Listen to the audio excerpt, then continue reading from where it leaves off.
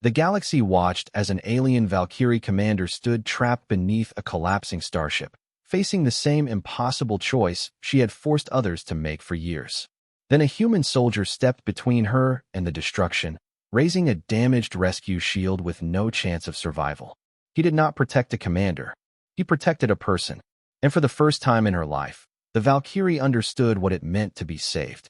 Welcome to Intergalactic Untold. We wish you a wonderful viewing experience and a day filled with happiness.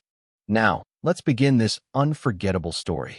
The frozen world of Karen, 7 was supposed to be a simple rescue mission, a calculated operation, a perfect demonstration of why the Avarian Valkyrie command had survived for centuries.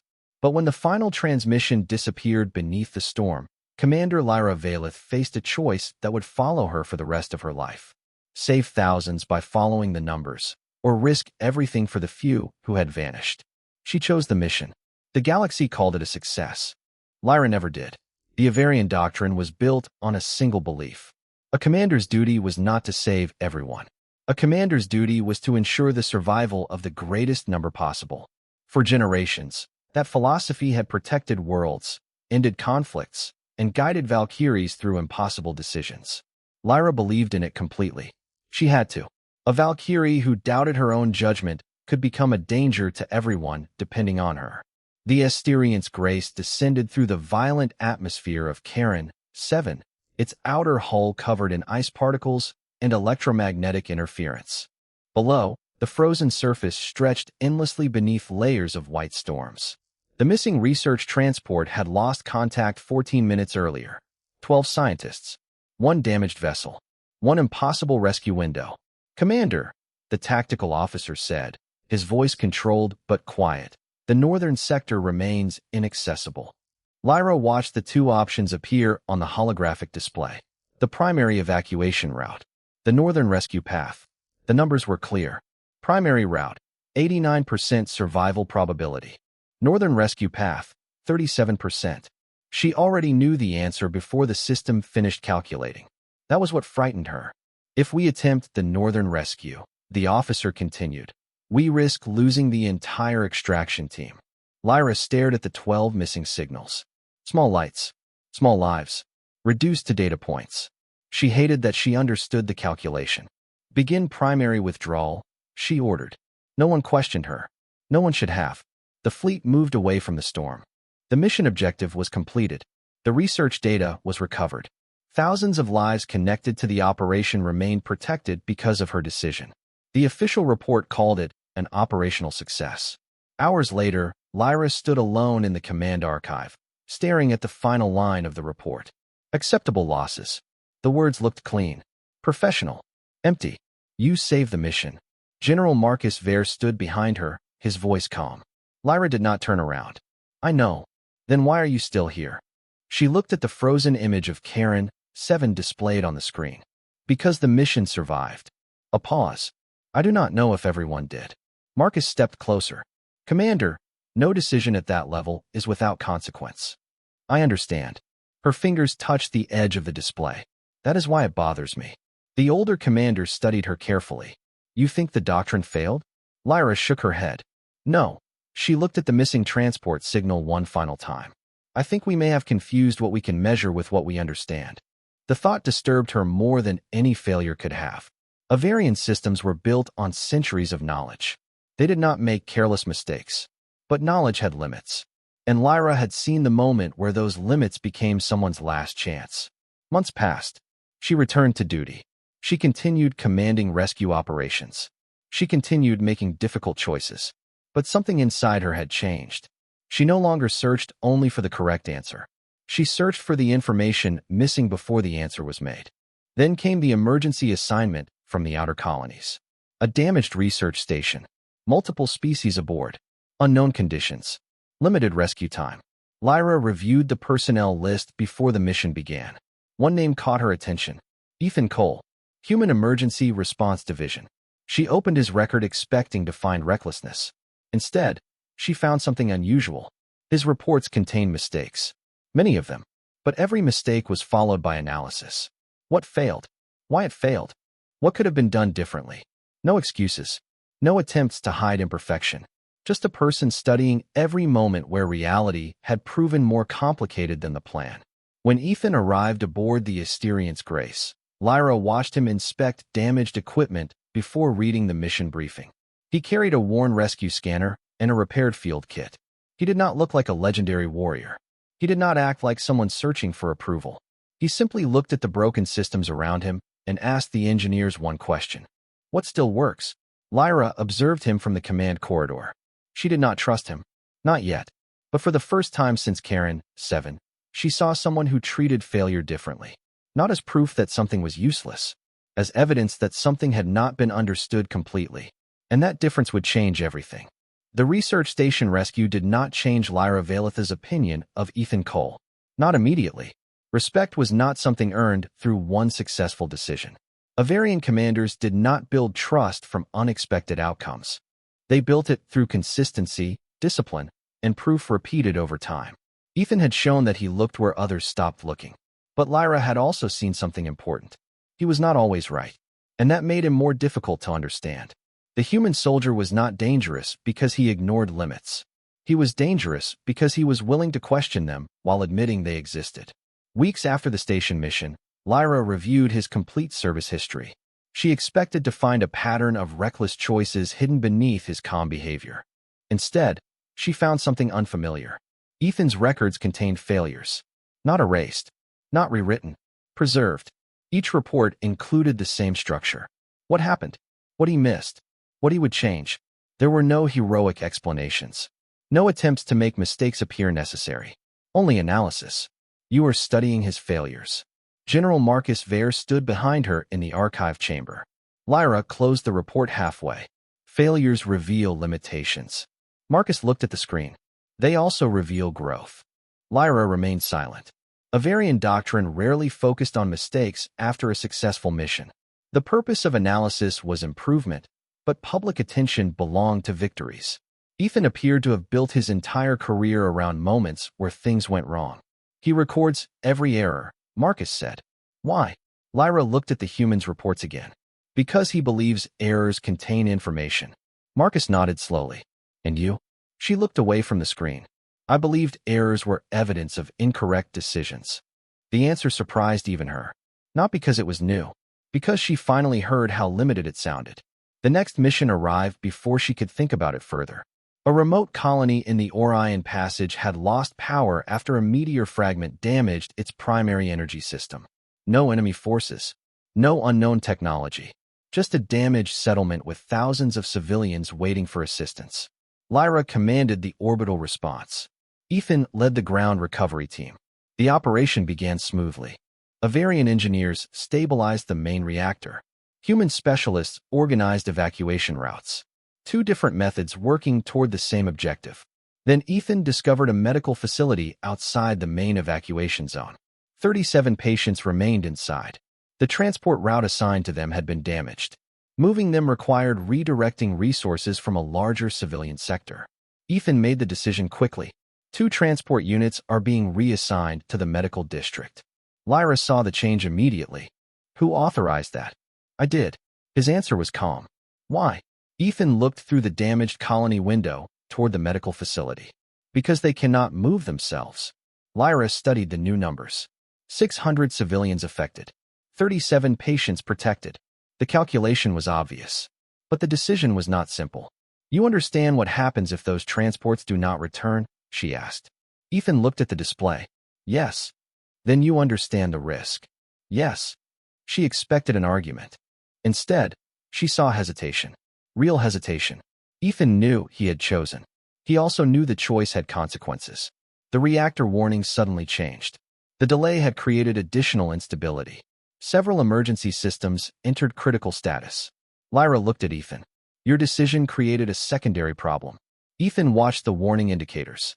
After a long silence, he answered quietly. I know. No defense. No excuse. Just acceptance. That mattered. I focused on the people in front of me, he said. I didn't think enough about everyone affected behind them. Lyra stepped toward the command console. Then fix it. Together, they rebuilt the evacuation plan. Lyra used Avarian models to calculate resource movement. Ethan reorganized human teams to adapt when the plans changed. Neither approach solved the problem alone. The medical patients were evacuated. The larger civilian groups remained protected. The colony survived. Later, Ethan sat near the landing bay repairing his scanner. Lyra approached him. "You were wrong today." Ethan looked up. "Yes." The immediate answer surprised her. Most people defend their choices when they fail. He returned to the damaged device. Defending a mistake doesn't improve it. Lyra watched him replace the damaged component. "Will you make the same decision again?" Ethan paused. "Maybe." She raised an eyebrow. "Maybe." He looked at the scanner. "The situation matters. The people matter. The information matters." A quiet moment passed. The mistake was thinking caring about one group meant I understood the whole situation. For the first time, Lyra saw something beyond the difference between human and Avarian thinking. She saw a person still learning, a commander still improving, someone who did not believe compassion was enough, someone who understood compassion required responsibility. As the Asterian's Grace left the colony, Lyra reviewed the mission report. The final result was not marked as a perfect operation. There were errors. There were risks. There were choices that could have gone differently. But there was one thing she noticed. The report did not hide the failure. It studied it. And perhaps that was the first true similarity between them. Both of them had spent their lives trying to prevent mistakes. Now they were learning something harder. How to become better because of them. The first sign that the Arkan Passage mission would not follow the expected pattern was not an alarm. It was silence. The exploration vessel Horizon Veil drifted near the edge of the passage, its navigation systems frozen between conflicting calculations. No distress signal. No emergency broadcast. Only a ship that had stopped moving. Lyra Valeth studied the data from the command deck of the Asterian's Grace. The Avarian analysis was precise. The vessel had entered a temporary gravity distortion. Automated systems had attempted correction. The correction had failed. The recommended recovery route was clear. Stabilize the navigation core. Extract the crew. Avoid unnecessary risk. It was logical. It was also incomplete. The sensors are inconsistent, Ethan Cole said beside her. Lyra looked toward him. That is not a technical assessment. Ethan continued watching the readings. It is an observation. The difference between those two words had become familiar between them. Lyra no longer dismissed it immediately. But she did not accept it blindly either. Explain. Ethan pointed toward the navigation data. The system is showing 3 possible locations for the ship. Because of the gravity distortion. Yes. He paused. But all 3 locations are based on the same assumption. Lyra reviewed the calculations. She saw it immediately. The navigation model assumed the vessel continued following standard movement patterns. You believe they changed course? Ethan nodded. I believe someone made a choice. The recovery team entered the Horizon Veil 20 minutes later. The interior was dark except for emergency lighting. Equipment floated freely in some sections where artificial gravity had failed. The crew was alive, but communication systems were offline. Lyra moved through the command corridor with Ethan beside her. She noticed the difference in their methods. She searched for system failures. Ethan searched for human decisions. Neither was enough alone. They reached the navigation chamber and found the answer. The crew had manually disabled automatic guidance. They had not lost control. They had chosen to stop. Why would they do this? The tactical officer asked. Ethan examined the navigation console. Because the system was leading them toward a populated route. Lyra checked the data. The gravity distortion had created a dangerous effect.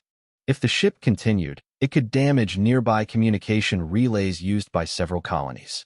The crew had sacrificed their own mission to prevent a larger disaster. The discovery changed the rescue operation.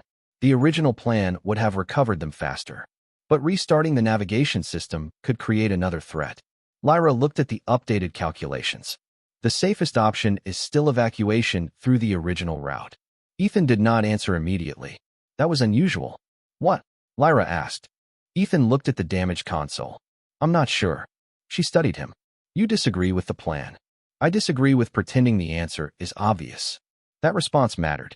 Months earlier, Ethan would have argued for the crew immediately. Now he examined the entire situation. He had learned. Lyra noticed. They created a new approach together. Avarian engineers recalibrated the navigation model. Human specialists manually guided the vessel through the unstable region. The operation took longer. It required more coordination. It created more uncertainty. But it worked. The horizon veil escaped the gravity distortion without damaging the colony network. Later, Lyra reviewed the mission report. The final outcome showed no perfect solution. The original plan was not wrong. Ethan's instinct was not wrong. Both were incomplete without the other. You hesitated, Lyra said when she found Ethan near the landing bay. He looked up from repairing his scanner. Yes. Why? He considered the question. Because I realized I was looking for the person who needed saving before understanding the situation. Lyra leaned against the doorway. That sounds different from the person I met weeks ago. Ethan smiled slightly. I'm still learning. She looked at the repaired scanner in his hands. Most people hide their mistakes. Ethan closed the device. Mistakes are only useful if you can see them. The answer reminded her of her own failure on Karen, 7. For years, she had treated that decision as something she needed to justify or overcome. Now she understood it differently. A mistake was not always proof that someone was unworthy of command. Sometimes it was the exact place where a commander discovered what needed to change. The Horizon Veil mission was added to the records without celebration. No heroic title. No dramatic conclusion. Just another operation completed by people who had learned to question their own certainty. And that was the part Lyra found most significant. The human soldier had not taught her to ignore logic. He had taught her something far more difficult. Logic was strongest when it had the courage to admit what it could not see. The warning arrived at 3:17 ship time. No explosion. No emergency broadcast. Just a single message appearing across the command display of the Asterian's Grace. Valen Colony had lost primary communication with its outer settlements. The initial report suggested a routine infrastructure failure, a damaged energy relay, a manageable repair, a simple mission. Lyra Valeth had learned enough by then to distrust simple explanations. She stood before the command table as the colony data expanded across the holographic display. Population, 8,420. Critical systems affected, 3. Estimated recovery time, 14 hours. The numbers were clean. Almost too clean. The recommended response is straightforward, Admiral Kalen Voss said through the communication channel. His voice carried the confidence of someone who had spent decades making difficult decisions. Stabilize the main reactor. Prioritize population centers. Secondary sectors can be abandoned if necessary. Lyra looked at the map. The words were familiar. Efficient. Logical. The same philosophy that had guided Avarian command for generations. The same philosophy that had followed her since Karen, 7. Understood, she replied. But she did not immediately authorize the plan. That small hesitation did not go unnoticed. Commander? Kalen asked. Lyra studied the damaged network. I am reviewing incomplete data. A pause. The report identifies failures. It does not explain decisions. Kalen remained silent for a moment. You sound like your human specialist. Lyra ignored the comment. Ethan Cole was already preparing the ground team. She watched him through the command feed as he inspected equipment before entering the colony. He did not check the mission objectives first. He checked the tools, the environment, the people who would depend on them. It was not inefficient. It was simply different. The recovery operation began normally. Avarian engineers stabilized the reactor output. Human teams repaired damaged communication lines. The colony slowly returned to order. Then Ethan discovered the eastern medical sector. 37 patients remained inside. Their automated evacuation route had been disabled because of power restrictions. Moving them would require resources assigned to a larger civilian zone. Lyra watched the situation develop. She knew what Ethan would do. She also knew what he should consider. Do not make the decision too quickly, she told him through the communication link. Ethan stopped. The instruction surprised him. Months earlier, Lyra would have ordered him.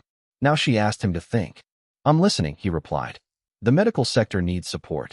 But 600 civilians depend on those transport units. Ethan looked at the 2 evacuation paths. I know. Then what are you deciding? A long silence followed. Finally, Ethan answered. I'm deciding whether there is another option. Lyra noticed something different. He was not rushing. He was not following instinct alone. He was analyzing, the same way she had learned to do. Together, they searched for alternatives. The colony's abandoned agricultural systems contained unused energy cells.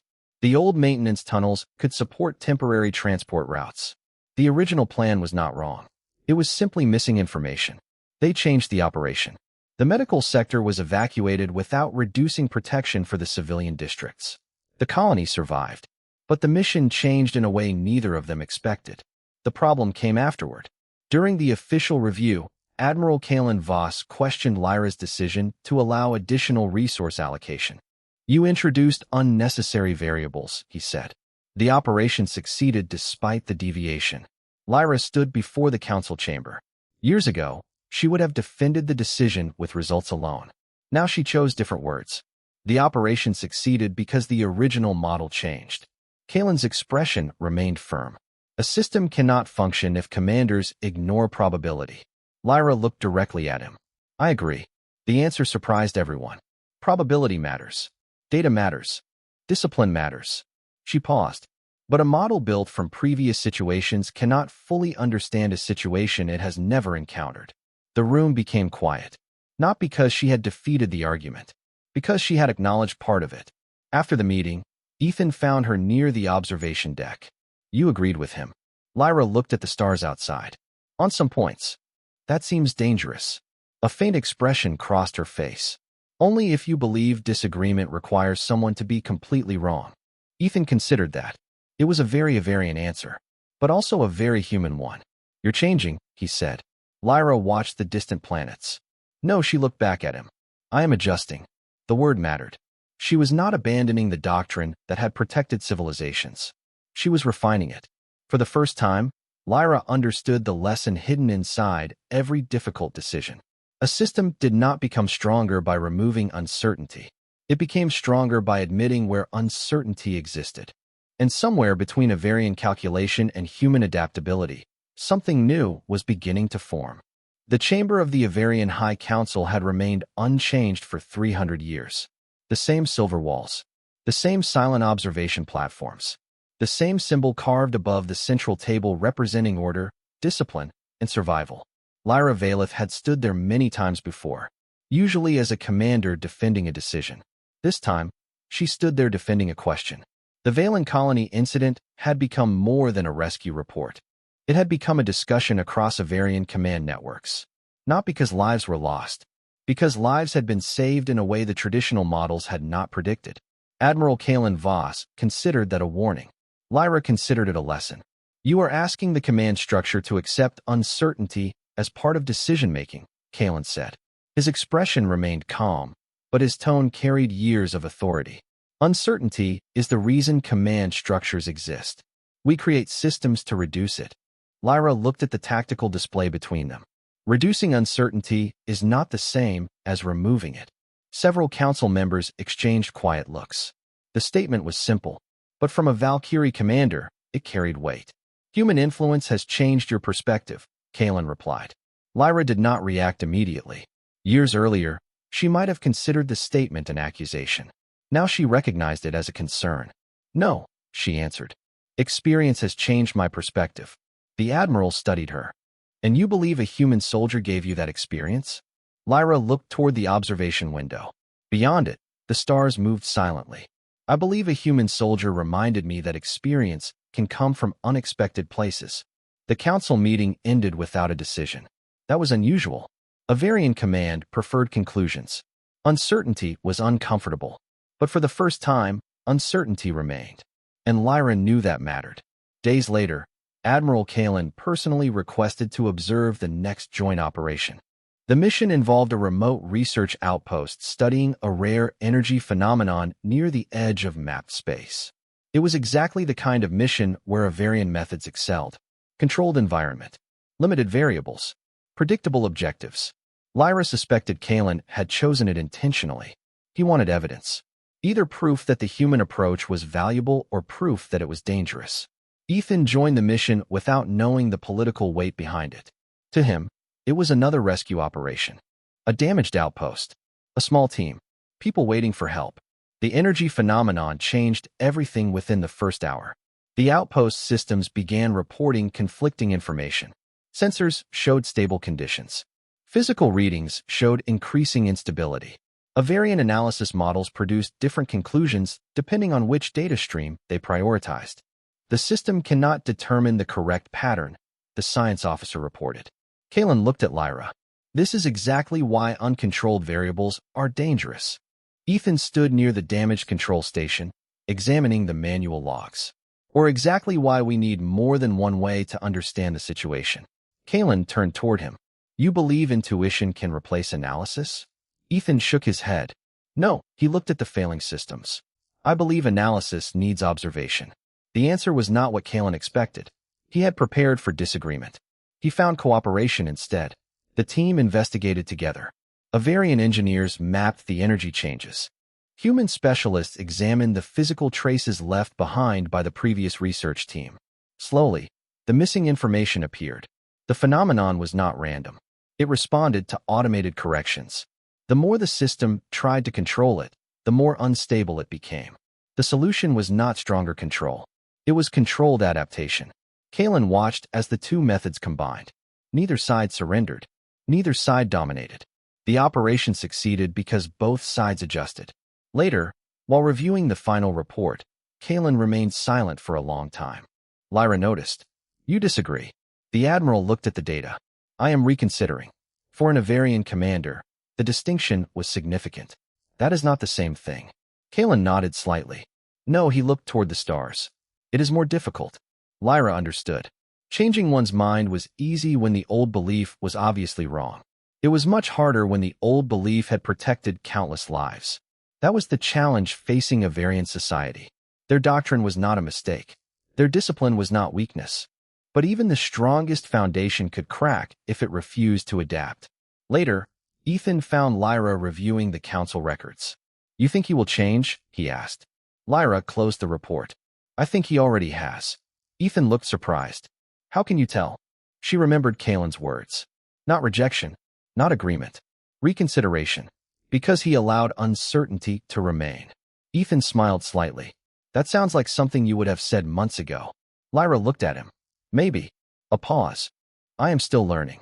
And that was the difference. She was no longer trying to find a perfect answer. She was learning how to build better questions. The Helion Rift was the first mission where Lyra Valeth realized the hardest battles were not always fought against disasters. Sometimes they were fought against beliefs that had survived too long. The research station Kestrel 9 had been built near a rare quantum navigation anomaly, a region of space where conventional prediction systems became unreliable. For decades, Avarian scientists had studied similar phenomena. Their models were among the most advanced in the galaxy. But this time, the models disagreed with reality. The station was not under attack. Nothing had breached its defenses. Nothing had failed in the way machines were supposed to fail. It simply stopped behaving according to expectation. The probability model cannot stabilize, the science officer reported. Every correction creates a new variation. Admiral Kalen Voss watched the data from the command deck of the Asterian's Grace. Then we increased the calculation range. Lyra looked at the changing patterns. That will not solve the problem. Kalen turned toward her. You sound certain. No, she studied the display. I sound familiar with the problem. The words carried weight. Months earlier, Lyra would have searched for a stronger model. A better algorithm. More information. Now she understood that sometimes the missing piece was not hidden inside the data. Sometimes the question itself was incomplete. Ethan Cole entered the command area carrying his field scanner. The device was older than most equipment aboard the ship. Kalen noticed immediately. You still use that outdated scanner? Ethan looked at the damaged casing. It still works. That is not the same as being optimal. Ethan nodded. True. He adjusted the damaged component. But optimal systems sometimes fail when conditions change. Kalen did not respond. The statement was not disrespectful. That made it harder to dismiss. The recovery team reached Kestrel 9 within the hour.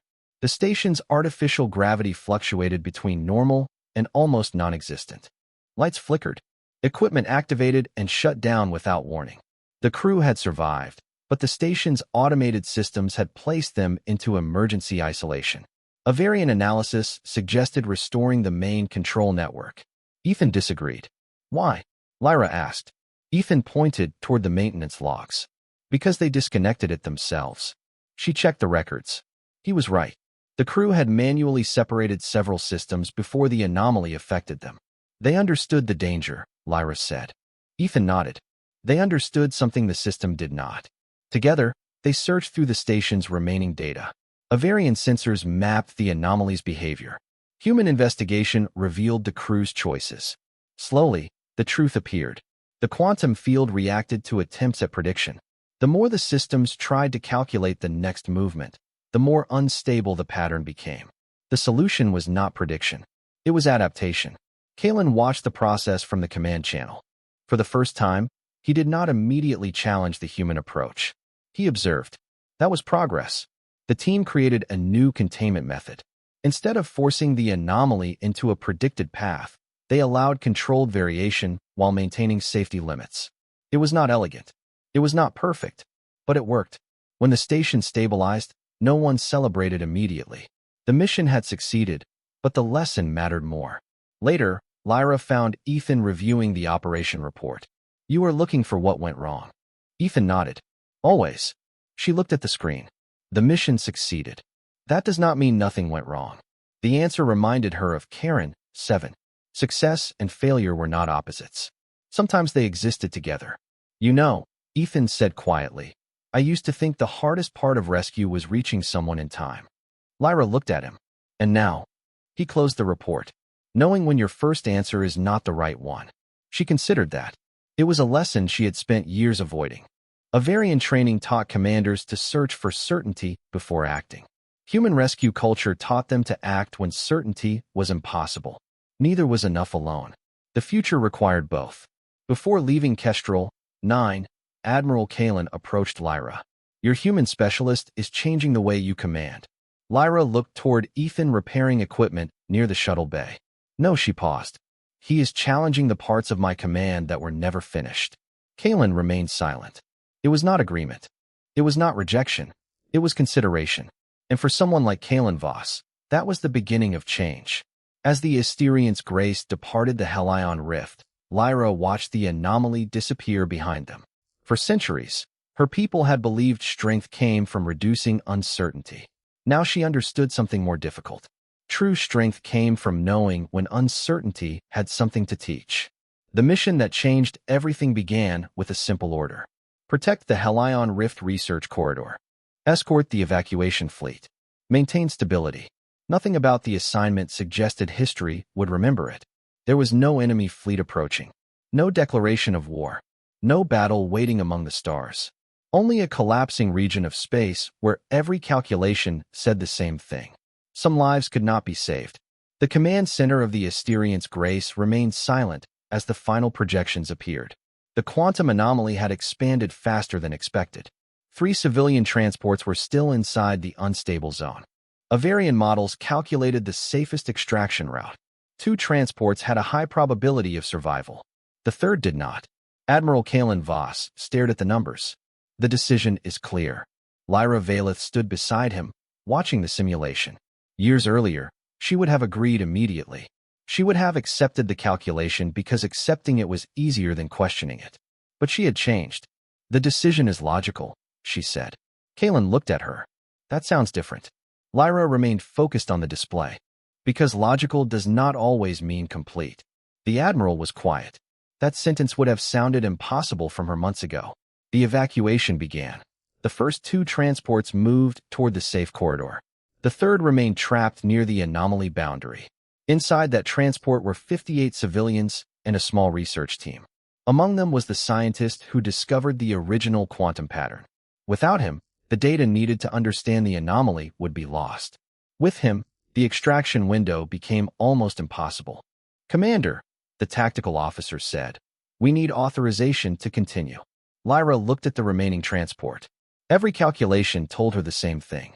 Save the majority. Protect the fleet. Accept the loss. Then she noticed something. The transport was not following the expected emergency protocol. "Why are they moving toward the anomaly?" she asked. The officer checked the data. Unknown.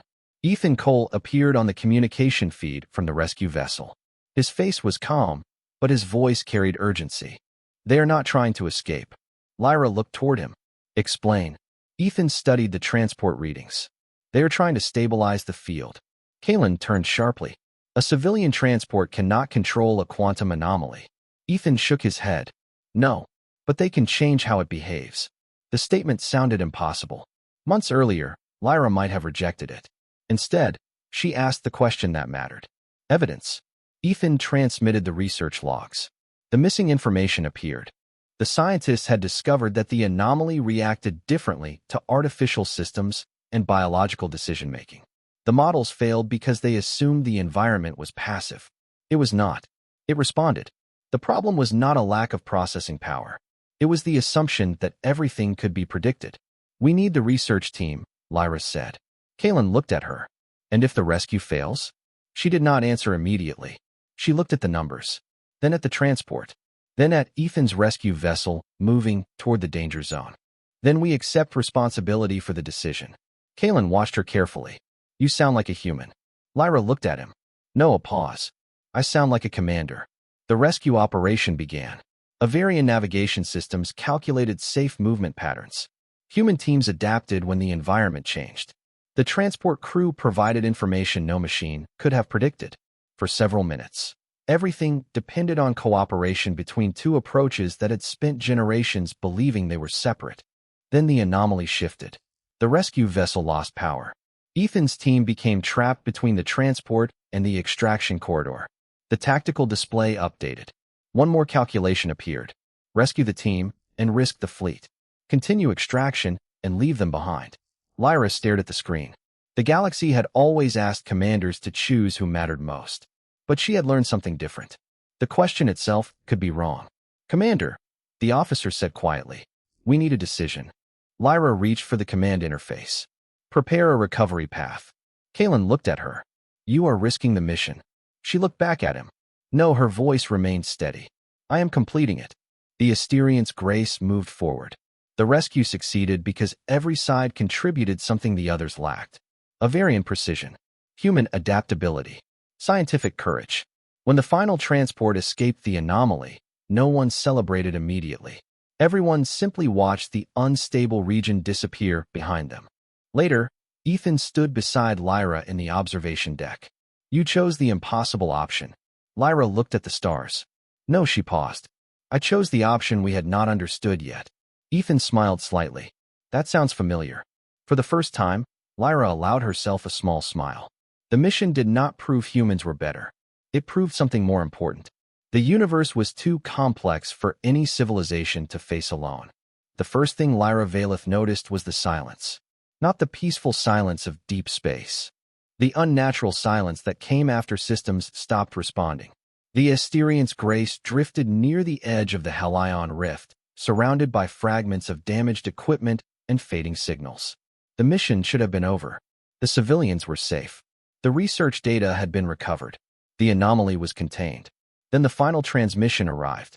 A secondary research vessel had remained behind. Ethan Cole's rescue team was still inside. The message was short. Containment failure approaching. Evacuation window, 6 minutes. Lyra stood before the command display, watching the numbers change. The system calculated the safest response. Continue the fleet withdrawal. Preserve the recovered data. Accept the loss of the rescue team. The words were different. The meaning was familiar. Acceptable losses. For a moment, she saw Karen, 7 again. 12 missing signals disappearing beneath the storm. A correct decision that never felt complete. "Commander," the tactical officer said carefully, "the fleet must move now." Lyra looked at the evacuation route.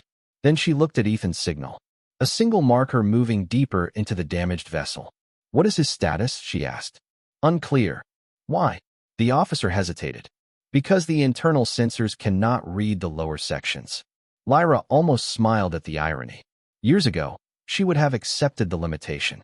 Now she understood that missing information was not the same as absence. "Prepare a recovery path." The officer froze. "Commander, the probability of success is below 20%. Lyra remained calm. "I did not ask for probability." The rescue shuttle entered the damaged research vessel. The interior was unstable. Gravity fluctuated. Emergency lights flickered across empty corridors. Lyra joined the operation herself. It was not the decision expected from a Valkyrie commander. It was also the decision she could no longer avoid. They found Ethan near the lower containment section.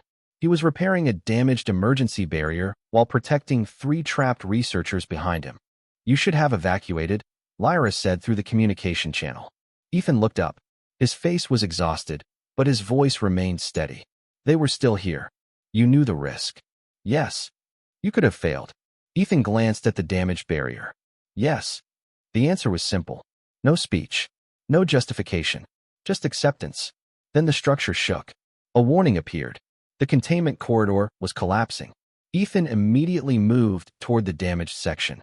Lyra saw what he was doing. No, he stopped. Commander, you are not repairing that alone. A pause followed. Ethan looked at her. Months earlier, they would have argued. One would have insisted on logic. The other would have insisted on action. Now they understood something neither had before.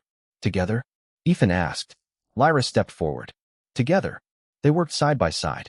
Avarian precision combined with human improvisation. Exact calculations. Rapid adaptation. The barrier stabilized for several minutes. Enough time for the trapped researchers to escape. Then the final failure happened. A structural collapse separated Lyra from the extraction route. The damaged section began falling apart around her. The command channel filled with warnings. Commander, evacuation is still possible, the tactical officer reported. The rescue soldier is outside the safe zone. Lyra looked toward the exit. The old doctrine appeared in her mind. Complete the mission. Protect the majority. Accept the loss. Then another voice interrupted. Lyra. Ethan's voice. Not through command. Directly beside her. He had returned. Why did you come back? She asked. Ethan did not look away from the collapsing structure. Because you were still here. It was not strategy. It was not probability. It was a choice. The final section collapsed. Ethan activated his damaged rescue shield and stepped in front of her. The device was never designed for this level of impact. It was a temporary field generator. A tool meant to create seconds, not miracles. But he raised it anyway. Lyra stared at him. A human soldier standing between her and danger. Not because she was a commander. Not because she represented the Avarian fleet. Simply because she was someone who needed help. Ethan moved. No, his voice was quiet. You have spent your entire life standing in front of everyone else. The shield shook under the pressure. You do not have to do it alone. For a moment, everything became silent. The alarms. The collapsing structure. The impossible calculations. All of it disappeared. Lyra understood then why his actions had always confused her. She had spent her life believing strength meant becoming the shield. Ethan had shown her another possibility. Sometimes strength was allowing someone else to hold it with you. The rescue team arrived moments later. The evacuation succeeded. The mission was complete. But Lyra remembered something else. Not the survival statistics. Not the official report. The moment a human soldier placed himself between a Valkyrie and the danger she had spent centuries facing for others. Later, in the medical bay, Ethan found Lyra sitting quietly. You should rest, he said. She looked at him. That is an order? Ethan smiled slightly. A suggestion. For the first time in many years, Lyra did not argue. She looked at the stars beyond the window. And the Valkyrie who had never allowed herself to fall finally understood why someone would choose to catch her. Years passed after the Hellion Rift incident, but the galaxy did not remember the mission because of the anomaly that nearly destroyed a fleet. It remembered because of what happened afterward. A single decision had changed how civilizations viewed command, responsibility, and the meaning of strength. The Avarian High Council did not immediately rewrite its doctrine. Ancient systems rarely changed because of one event. They changed when enough evidence became impossible to ignore. Lyra Valeth understood that better than anyone. The Valkyrie who once believed every answer existed inside the numbers now stood before the same council chamber where she had defended those numbers years before. This time, she carried no argument. Only a report. The Joint Emergency Command Program has completed its first operational cycle, Lyra said. The holographic display showed hundreds of missions across different worlds. Human teams. Avarian commanders. Other species working beside them. The results are clear, one council member said. Response efficiency increased by 18%. Another added, but the integration of human methods introduces uncertainty. Lyra looked toward the speaker. Yes. The answer surprised them. It does. The chamber became quiet. She did not reject the concern. She did not pretend uncertainty was harmless. She had learned too much for that. But uncertainty already existed, she continued. We simply refuse to measure it. Admiral Kalen Voss sat among the council members. He had changed little physically. The same posture, the same controlled expression. But Lyra noticed the difference. Years ago, he would have challenged the statement immediately. Now he listened first. You believe the old doctrine was wrong? Kalen asked. Lyra looked at the symbol above the chamber. The mark of generations who had protected countless lives through discipline and sacrifice. No, she paused. I believe it was incomplete. The distinction mattered. A civilization did not improve by destroying everything that came before. It improved by understanding what had been missing. Later that day, Lyra visited the rescue archive.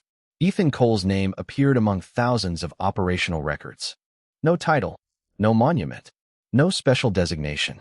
Just another rescue specialist who had completed his assignments. That was exactly how he wanted it. She found him in the maintenance bay repairing his old rescue scanner. The device had changed over the years. New components, better processors, but the outer casing remained damaged from the Helion Rift mission. You still keep that? Lyra asked. Ethan looked at the scanner. It still works. She almost smiled. That answer has become familiar. Ethan closed the casing. Some things are worth keeping. They stood in silence for a moment. It was different from the silence they shared when they first met. Back then, silence meant disagreement. Now it meant understanding. The council changed the command structure, Ethan said. Not completely. Lyra corrected him. Nothing important changes completely. He nodded. That sounds like something the old you would not have said. Lyra looked toward the stars outside the station window. The old me believed strength meant never needing another person's help. A pause followed. I was wrong. Ethan did not answer. He did not need to. The admission itself carried enough weight. Years earlier, he had stood in front of a collapsing structure with a damaged shield and no guarantee of survival. He had not saved a Valkyrie commander because she was important. He had saved her because she was there. That simple choice had reached farther than any weapon or technology. It had changed a culture built on the idea that strength came from standing alone. The final ceremony of the Joint Emergency Command Program took place beneath the open sky of a newly established orbital station. Young officers from dozens of worlds received their assignments. Some would become commanders. Some would become engineers. Some would become rescue specialists. All of them carried the same lesson. Not that one civilization was superior. Not that one philosophy had defeated another. But that every perspective had limits. As Lyra watched the new officers leave, Ethan joined her beside the observation window. The stars reflected across the glass. Do you think they will remember us? He asked. Lyra considered the question. Maybe not. Ethan looked surprised. Then what was the point? She watched the distant worlds moving through the darkness. The point was never being remembered. A quiet moment passed. The point was making sure someone else does not have to face the same impossible choice alone. Ethan looked out at the stars. Neither of them spoke again. They did not need to. Somewhere across the galaxy, another commander would face uncertainty. Another person would stand between danger and someone who needed help. And perhaps, because of them, that person would understand what humanity had shown the universe all along. Strength was never about becoming the shield that protects everyone. Sometimes, the greatest strength was allowing someone else to stand beside you. Thank you for staying with us until the end of this journey across the stars. We would love to hear your thoughts and feelings about this story, so share your reflections in the comments below. Subscribe to Intergalactic Untold for more unforgettable sci-fi tales where humanity, courage, and compassion meet beyond the stars.